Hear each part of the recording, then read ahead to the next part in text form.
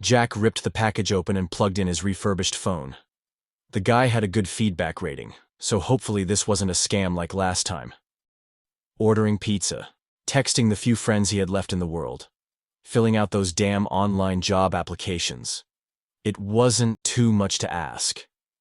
He stopped halfway to the kitchen to start cooking ramen for dinner, right next to the shelf holding his trophy from state championship cross-country track in high school, one of his few dusty achievements. A buzz from the phone caught his attention. He hadn't given anyone the number yet. Frowning, he turned around and stared down at the screen. "Help me, he's coming back." Heart racing, Jack stared at the screen. It had to be a prank. Maybe one of his friends got his new number somehow, and maybe one of them thought it was a good idea to mess with him. He texted back, "Very funny." When no other message came through, he sighed and tapped the screen again. "Who is this?" Still no reply. Well, he wouldn't give them the satisfaction of falling for the prank. He set the phone on the counter and turned back to his noodles. Over the next few days, more messages came through, each one more cryptic and desperate than the one before it. "He knows you have the phone. Don't trust him." They came through at random times, on the bus to work in the morning, in the middle of the day, and late at night. It was always the same unknown number and there was never any context. He'd messaged back a few times, the same, "Who is this?" and attempts to call out whatever friend it was who dragged the prank on too long. The person didn't respond, and none of his normal contacts hinted that they might be behind the weird messages. Unnerved, Jack finally messaged the guy he bought the phone from. Did he have a friend who still had his old number?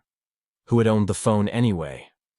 All he got in return was a copy-paste message about all sales final and no returns. One night, after another particularly unsettling message. The truth is buried where the lilies bloom. Jack decided enough was enough. He called his best friend. "Hey, Ethan, I've been getting these weird messages. I mean, a joke's a joke, and it's all good, but it's starting to be a bit too much, you know?" Ethan had no clue what he was talking about. Maybe try a data recovery app. The messages could be from one of those mystery story apps or something. You can just delete it and move on.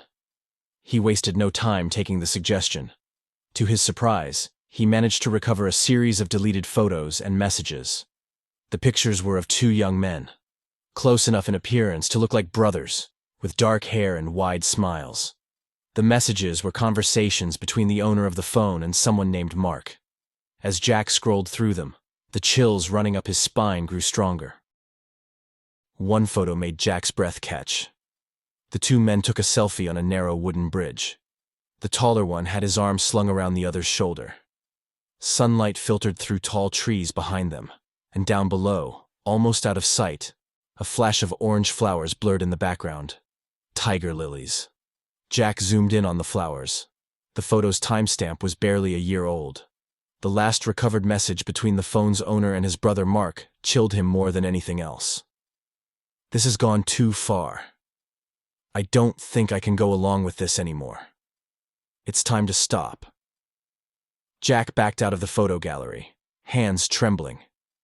The next morning, another text buzzed through before sunrise. "He's watching you." Jack bolted upright, his blanket tangled around his legs. "Nope," he muttered.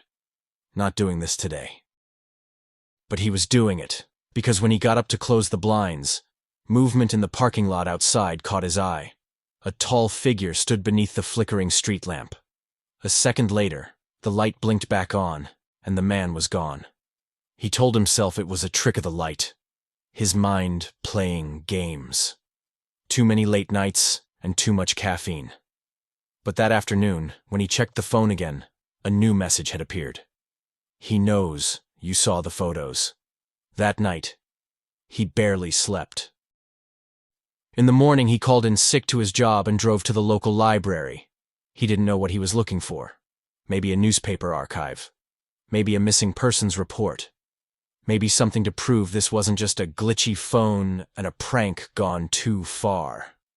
He typed "tiger lilies plus missing person plus river" into the archive search bar.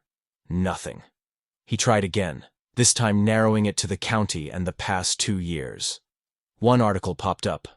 Local man presumed drowned, no body recovered. A young man identified as Stephen R. Belmont, 27, was reported missing by his brother Mark after failing to return from a fishing trip at Tall Pines Preserve. His car was found parked near the trailhead, but no body was ever recovered. Foul play is not suspected at this time. Stephen. One of the names from the recovered messages. Jack opened a new browser tab on a map of the Tall Pines Preserve. The wilderness place had dirt trails and little wooden bridges across streams scattered all over the hundreds of acres. He clicked through to the gallery. They looked exactly like the one in the photo of the 2 men, down to the orange lilies growing nearby. He read the article 3 more times before printing it out and folding it into his pocket. As he stood up to leave, his phone buzzed again. This time, the message came with a photo. "Don't go. He's waiting." It was a grainy shot taken from behind a row of trees. Jack stared at it. His heart dropped into his stomach. It was him, standing at the entrance of the library. He hurried to the front doors, but the sidewalk outside was empty. Jack scurried to his car and zoomed home, doubling back a few times, and driving through random neighborhoods until he was sure he wasn't being followed. When he got to his apartment, he ran inside. He kept the curtains drawn and double-checked the locks. That night he dreamt of someone pounding on the front door. Over and over, the sound grew louder until it echoed in his head like thunder. When he woke, breathless and sweating, the apartment was silent. But then the phone lit up again. "You have to find what he buried before he finds you." Jack couldn't take it anymore. He needed answers. And now, finally, he had a name and a place. It took him 2 hours to hike from the trailhead to the bridge. It looked just like the photo, though more weathered now. Some of the boards had rotted through, and moss clung to the railings. Down below, a shallow ditch filled with slow-moving water snaked toward the lake. The lilies bloomed in clusters, vivid orange among the overgrowth. Jack's stomach twisted.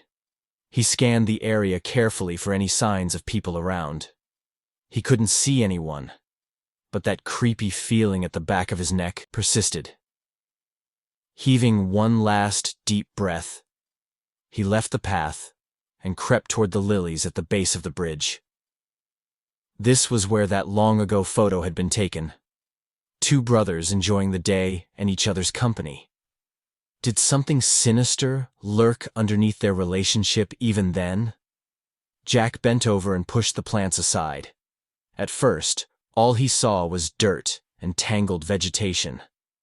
Then something caught his eye, half buried in the mud near the base of a bridge support pillar.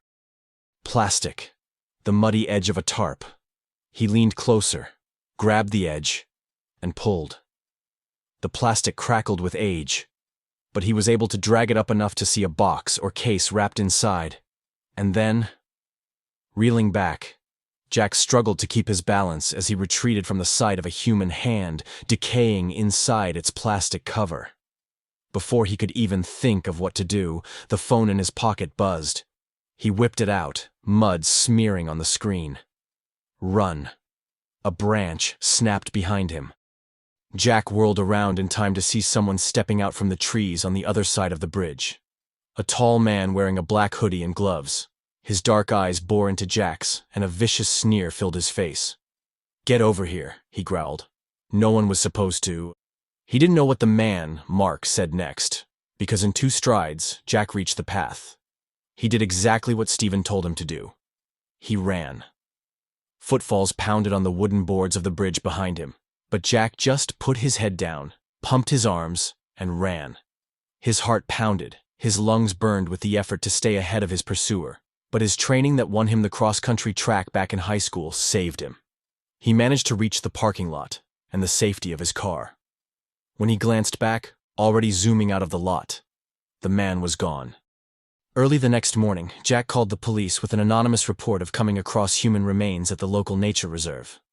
They searched the area and quickly found the remains of Stephen Belmont wrapped in a tarp and buried with a lockbox full of evidence, In an embezzlement case the cops had given up on a year before.